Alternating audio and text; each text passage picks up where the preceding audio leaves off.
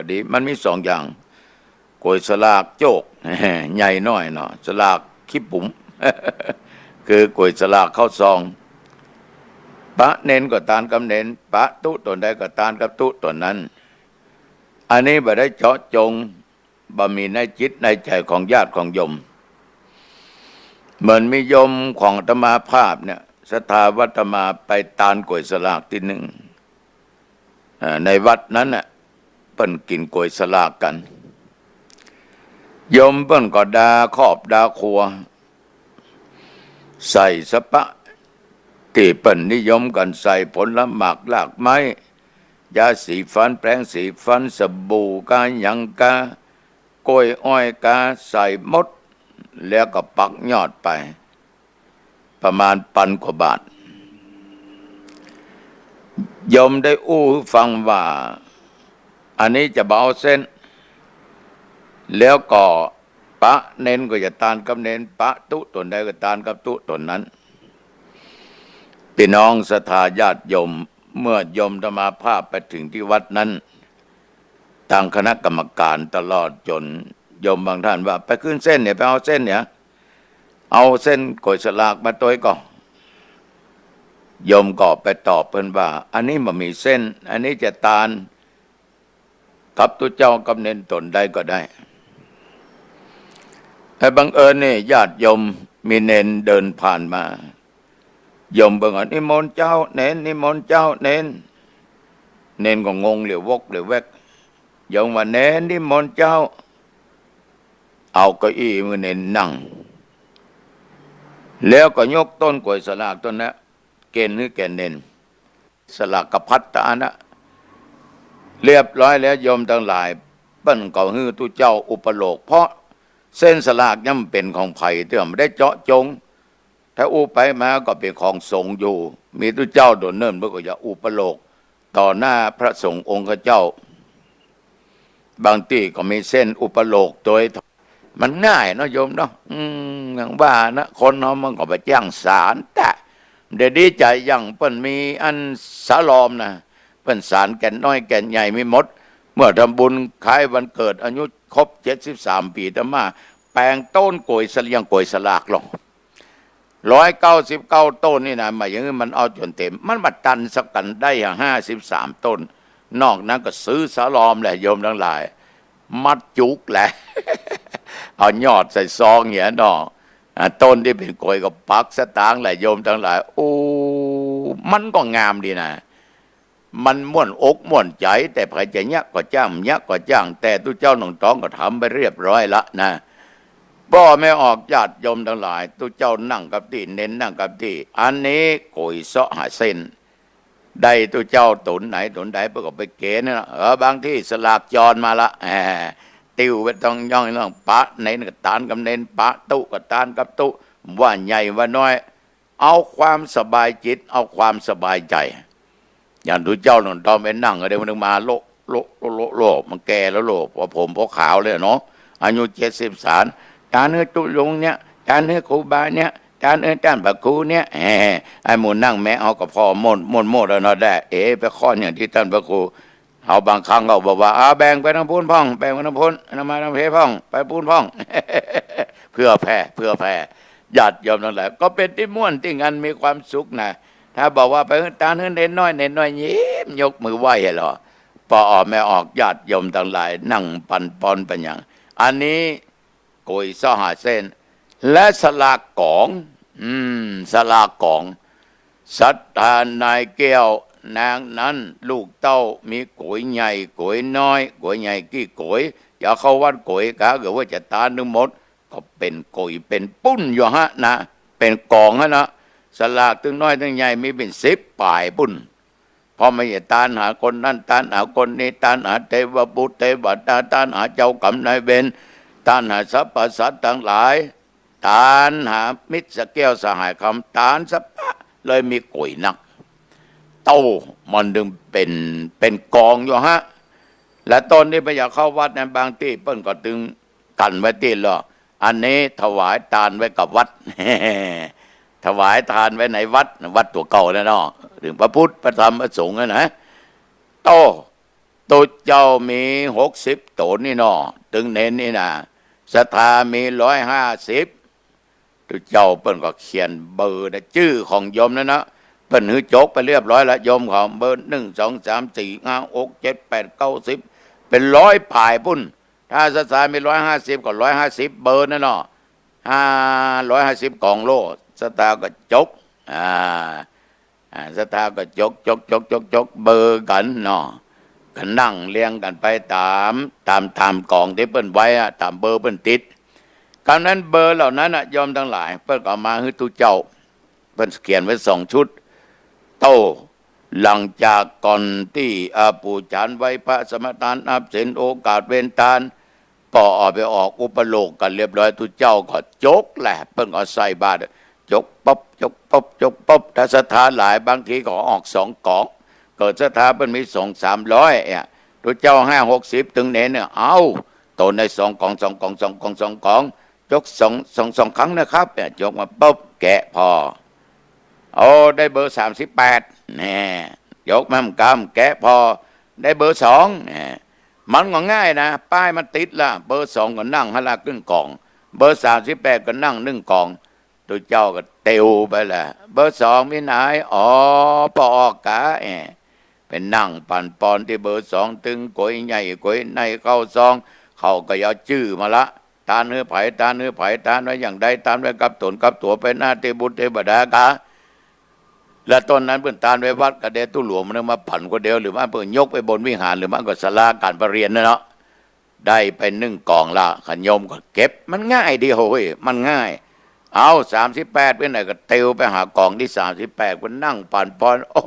แปลว่าตกที่ท่านพระโคกะเอาตกในวัดไฟหินเฮ้ยตกวัดลำเปิงเฮ้ยตกหนองตองเฮ้ย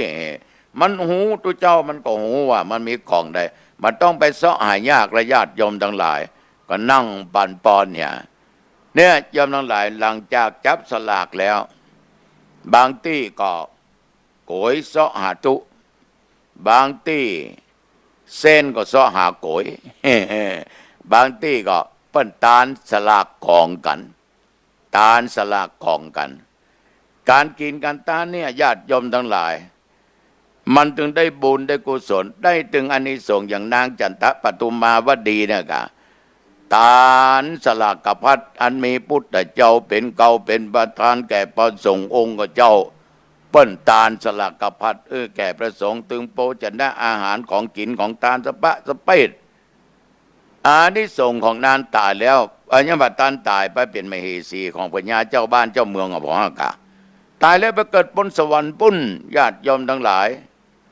อานิสงส์มันแหงถ้าโยมมีเจตนาได้จ้างกินจ้างตานตัวป่ออไม่ออก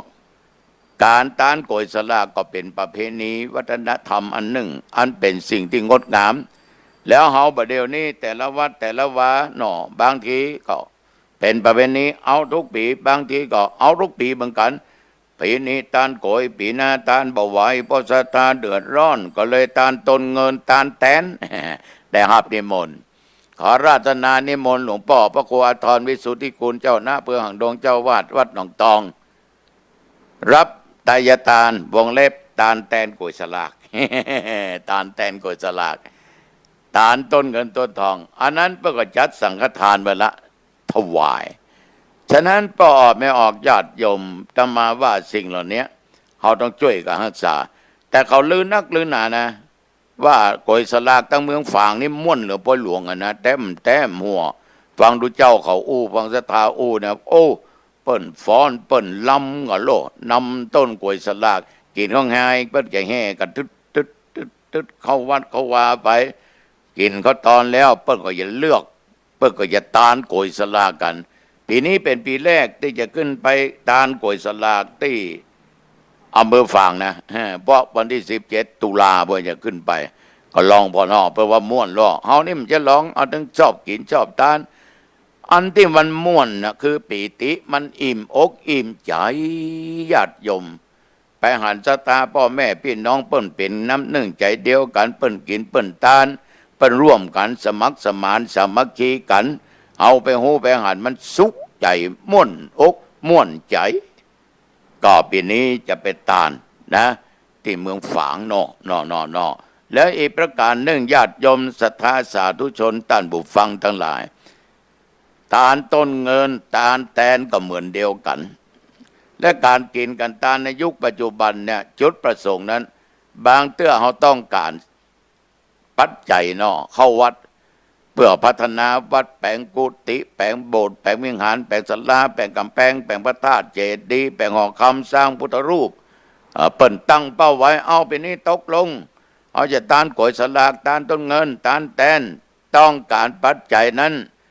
ที่มันเหลือจากนั้นกินตานเอามาสร้างสิ่งที่เป็นประโยชน์นะเหมือนธรรมาภาพสร้างวิหารนะตานก๋วยสลาก2 เตื้อแหละเอาไปจะเอาก๋วยใหญ่เข้าวัด1 ต้นนะศรัทธาเขามี232 หลังคาตานก๋วยสลากศรัทธาเพื่อกับมัมมึกต้นเข้าวัด1 ต้นหมอกนั้นเอาออกมัดญาติโยมทั้งหลาย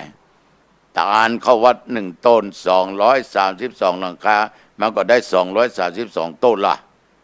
ไปฟังแล้วอย่าว่าเป็นแบบเป็นอย่างก็ได้เนอะเรียบร้อยแล้วกับปัจจัยได้7-8 แสนนะโยมทั้งหลายโอ้โหน่าขอถามตุลุงตานก๋วยสลากหนองต้องเหลือเงินนักก็7-8 แสนเนี่ยปีแล้วได้8 แสนไปศรัทธามีเป็ดปั้นเนี่ยก็บ่มีเปิ้นเข้าใจว่าวัดมีการก่อสร้างเพื่อกับมั่มมึกแหละจัดต้นพิเศษตานวัดแต่ละคนแต่มันก็ดึมเต้าเดียวกันนะอันออกกันนักหลายแสนเหมือนกันญาติโยมทั้งหลายมันก็เป็นติ่มม่วนเป็นติ่งงันมันม่วนอกม่วนใจอย่างละปูนเปิ้นก็มีสลากย้อมอย่างวัดพระธาตุเจ้านั่นนะหาริปูนชัยนั่นนะเป็นสลากย้อมตังเฮานี่ก็ย้อมพ่องมาย้อมพ่องก็แผงต้นขากันขึ้นมาปักต้นดอกเอานั้นนี่ห้อยเหียสมัยก่อนนี่หน้ากว้างมีไม่กว้างบ่รู้เขาเอากว้างมาตานด้วยนะอันนี้ก็บักอาละเนอะเกิดเนนเอากว้างไปโจรก็อย่าว่าเฮเนนให้หมอทุกเจ้าเอากว้างไปโจรก็กว้างได้ก๋วยสลากนะได้จากวัดนั้นได้จากวัดนี้แมลงมันนัดกันเนอที่กลางควางวัดนั้นน่ะมาโจรกว้างสักทางเอาไปตานหนุนเน้นมึงเอาไปเล่นเหมือนก็ขอเอาไก่ไปปล่อยวัดนะกะมีวัดหนึ่งนะมีวัดหนึ่งวัดไหนมันก็มีหลายวัดเหมือนกันนะไก่เขาไปตามเมื่อทำหมอเอาไก่ไปปล่อยวัดกะท่านเข้าไก่ไปปล่อยวัดไก่บางเตื้อมันก็ผิดไก่ปูเชื้อมันถึงมีเชื้อผสมใหญ่มันน้อยมันทรายทั้งไก่หมู่บ้านไก่บ้านมาเอวจนกันเน้นกาตุดุมตุน้อยแปลงหันกันยืนพอแหละกอดอกพอแหละเอาเลยเดินเน้นน้อยอบแล้วก็ใส่น้ำไก่ศรัทธามาหันใส่ตุวัดนี้เน้นวัดนี้เล่นไก่โจรเอาไก่มาโจรกันพอเหรอป้อมกัวบาปกัวกรรมเสื่อมศรัทธาละก็ไก่ไปเอามาไก่ไปมาปล่อยก็เขานะลูกเอามาปล่อยญาติโยมแล้วไก่มันไปโจรกันเองไปแจ้เน้นกับตู้ไปสดโจรที่ไหนอันนี้ของเข้าใจนะโยมไม่ได้แปลงอย่างใส่หมู่เดียวมันได้เป็นไม่ได้ว่าปกป้องคุ้มครองหมู่เดียวกันศรัทธาบางคนมันโมโหแล้วก็มาว่ามันก็ค่าถูกต้องนะโยม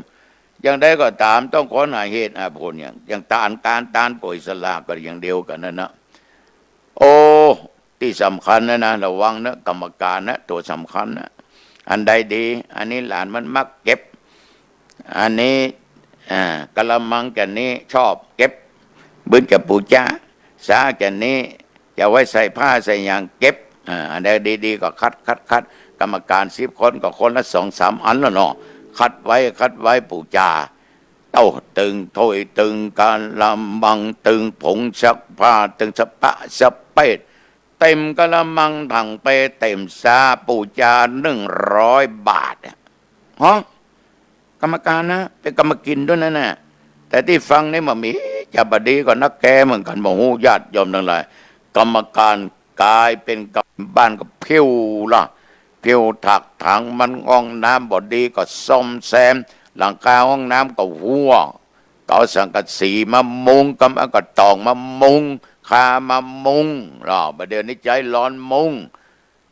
หัวส้วมบ่ดีก็แปรงขัดสีความสะอาดปืนกะล่างขวางบ้าน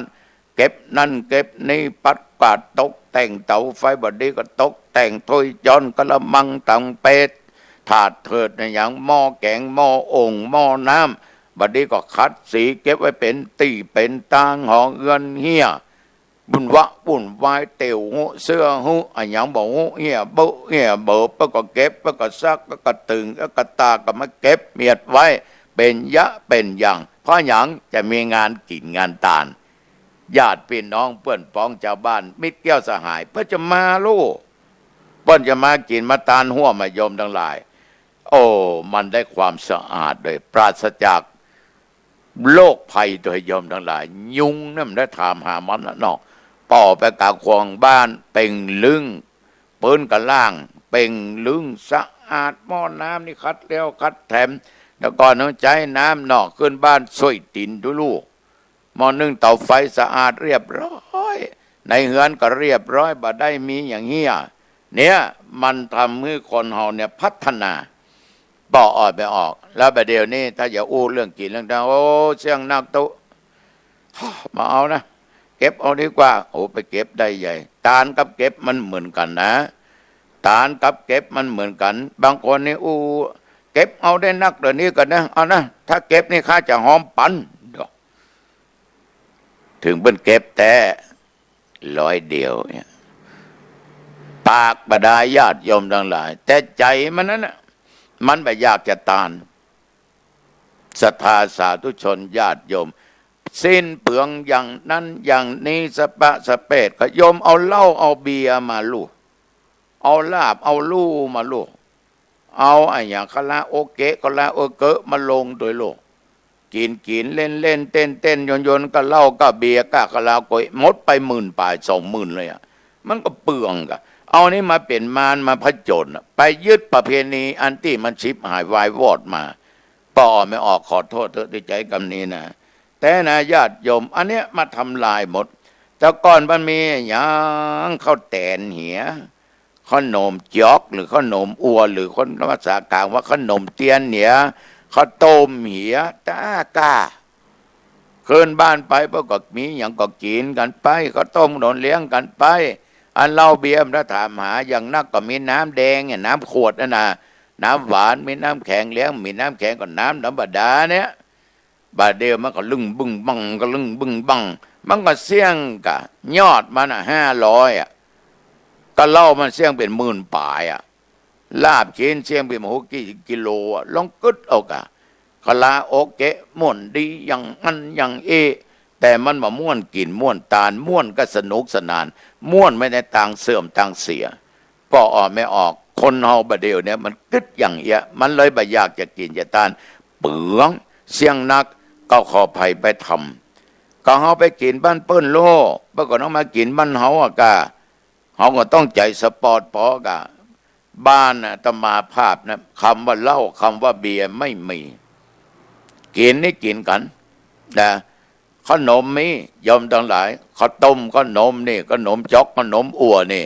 เขาต้องทำมาเลี้ยงกันยอมทั้งหลายมันจะช่วยกันยึดมั่นประเพณีวัฒนธรรมเรื่องกินเรื่องตาลไว้ดีมาอย่างงานปอยหลวงนะกะอันนั้นก็เทคอันนั้นก็เทคอันนั้นก็เทคทำลายประเพณีวัฒนธรรมหมดลองไปห้ามโคดลองไปห้ามบัตานะปะแปงปะเปิงเนี่ยปอยหลวงถ้าบังฮือแห่เทกจะบ่แปลงโปรยหลวงถ้าบังฮือแห่เทกจะไม่แห่ต้นโคตาลปตทโมสังโฆญาติโยมเอาสิ่งเหล่านี้มาเป็นสิ่งที่ผจญมาคัดมาขวางมาต่อมาลองพ่อแม่พี่น้องแต่ทิ้งตุเจ้าก็ห้ามไผ่ตึมได้เขาก็อู้จากันให้ฟังเนี่ยแห่ไม่กำบ่ได้ก็ยังเอาเทกมานำเอาเข้าเอาเหล้าเอาเบียร์มากินจะเข้าว่าเฝ้าพุทธเจ้าแต่ไม่จะไปกำอย่างใดยอมทั้งหลายมันกำอย่างบ่ได้หรอกเพราะว่าเฮาเอาเบียร์เอาเหล้าเอาเทกเอาอย่างนั้นมาเต้นมาลำกันบอกว่าละอ่อนไม่ยิงว่าละอ่อนว่าใจว่าหนุ่มว่ากำแอนปททโมสังโฆเมาเหล้าขาไปมาแห่ต้นไม้กำจะเข้าวัดเนี่ยมันจะหาไก่200 เมตรบ่ได้ใช้เวลาแห่ไป4-5 ชั่วโมงมันถึงอยู่งั้นนะเปิ้นพอรับพอนอนมันยังบ่ถึงวัดเด้อก็บอกโหมันเป็นจะได้แล้วก็เอาสิ่งเหล่านี้มาลบ เลือนลบลายของคำว่าตาลโกยสลากตาลไม่กำตาลนั่นตาลนี้ไปหาว่าเปลืองอย่างอันอย่างอี้มันเป็นตาเฮาเนี้ยเปลืองมันก็เลยเปลืองญาติโยม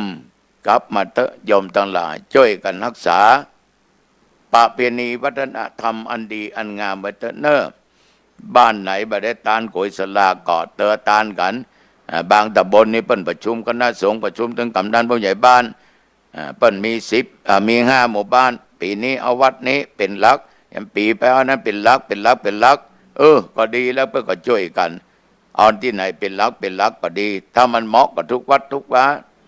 ทานไปตามฐานะทานไปตามอัตภาพญาติโยมกับบนกันตลอดโอ้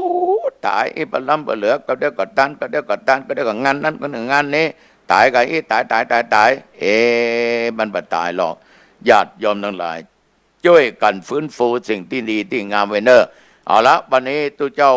ก็พอสมควรแก่เวลาท้ายที่สุดนี้ญาติโยมก่อนจะรับก่อนจะนอนนะโยมนะเข้าบ้านปิดประตูบ้านเนอะโยมเนอะเลี้ยวซ้ายแลขวาเพราะนั้นเพราะนี้ขึ้นบนหอบนเงินปิดประตูหอเงินปิดประตูหน้าต่างเนอะอาบน้ำอาบตาแต่งเนื้อแต่งตัวสอบใช้สียังชุดได้ก็ใส่แห่ข้าปะแป้งก็ปะเนอะญาติโยมเนอะเรียบแล้วก็เก็บของที่มีค่าไว้มันที่ลับแล้วก็เก็บของจัดของที่จะไปยักการยักงานวันพูกเพื่อมันพอที่มันหันง่ายๆเนอะกำนั้นอย่างตั้งนอกเรียบร้อยก็เข้าห้องพระมีห้องพระก็ห้องนอนแหละก่อนจะรับจะนอนก็ไหว้พระสวดมนต์เนอะกราบ5 ครั้ง1กราบพระพุทธ2กราบพระธรรม3กราบพระสงฆ์4กราบพ่อกราบแม่อันเป็นพระของลูกทุกๆคนพ่อเป็นผู้ให้ชีวิตแม่เป็นผู้ให้กำเนิดเกิดเรามาเรามีวันนี้ได้ก็เพราะพ่อกับแม่ต้องกราบนึกถึงพระคุณของท่านนึกถึงตั้งแต่เขาอยู่ในท้องเนอะจนปัจจุบันเนี่ยมันเป็นจะได้พ่องแล้วก็กราบอีกครั้งนึกถึงคุณของครูบาอาจารย์ที่เราได้หูเรามีสติปัญญานอกจากได้รับจากพ่อมาเป็นครูคนแรกแม่เป็นครูแรกเราก็ได้หูอย่างต่างๆจากครูบาอาจารย์ของเรานึกถึงพระคุณท่านเนอะถ้ามีท่านเหล่านี้วันนี้มีเรานะนึกถึงคุณผู้มีพระคุณทั้งหลายอย่างธรรมานึกถึงคุณอุบาอาจารย์พออุปชัยยะที่เปิ้นบวชเปิ้นเป๊กเอาเป็นตูเจ้าพระกรรมวาจากาอนุสาวนาจารย์การต้องนึกหมดถึงครูบาอาจารย์สำนักปฏิบัติธรรมกาอย่างทั้งวันนี้นึกถึงหลวงปู่ทองโดยเพราะว่าหลวงปู่ทองนำมาเผยแผ่ธรรมครั้งแรกทางสถานียุทอเชียงใหม่กับหลวงปู่พระครูปิยะกับท่านมหาทรัพย์นรินทร์โทและครูบาอาจารย์หลายตนหลายองค์นึกถึงศรัทธาญาติโยมที่ให้การอุปการะอุปถากประถมบำรุงบุตรบำรุงวัดวาอารามศาสนาใส่บาตรป้องส่งข้าวสารจังหันวันศีลวันธรรมพากันไปฟังเทศน์ฟังธรรมท่านเหล่านี้แม้แต่เขาจะสร้างอย่างนี้ญาติโยมก็จ้อยกันเนี่ยเอาบ่ลืมบุญบ่ลืมกุลหรอกเพราะท่านเหล่านี้มีพระคุณมากถ้ามีท่านทั้งหลายมานั่งฟังเทศน์มานั่งฟังธรรมมีท่านทั้งหลายช่วยประถากประถมพุทธศาสนาและธรรมาภาพไม่มีวันนี้ฉะนั้นที่พักกายที่พักใจจะลุกไปได้นั้นก็อยู่ที่ญาติโยมช่วยกันนะได้รับอานิสงส์จากการฟังเทศน์ฟังธรรมได้บุญได้กุศลแต่มาจะนึกถึงสิ่งเหล่านี้ไหว้พระสวดมนต์เรียบร้อยแล้วนั่งสมาธิพอสมควรต้องกำหนดเวลาแผ่เมตตาเจ้ากรรมนายเวรเทพุทธเทวราเทพะอันรักษาประสัตตลอดจนผู้มีพระคุณจะเป็นพ่อเป็นแม่ญาติกาวงศาแผ่เมตตาเรียบร้อยกับแผ่เมตตาแก่ตัวเองเนอะอันว่าข้าพเจ้าเกิดมาชาติใดพบใดชาติไหนก็ตามความทุกข์ความยากความอดความกั้นความอยากจุงอย่าได้เกิดมีแก่ข้าพเจ้าขอข้าพเจ้าได้เกิดร่วมชาติพระสิริยะเมตไตรปรารถนาเรียบร้อยก็ทบทวนดูศีลหน้า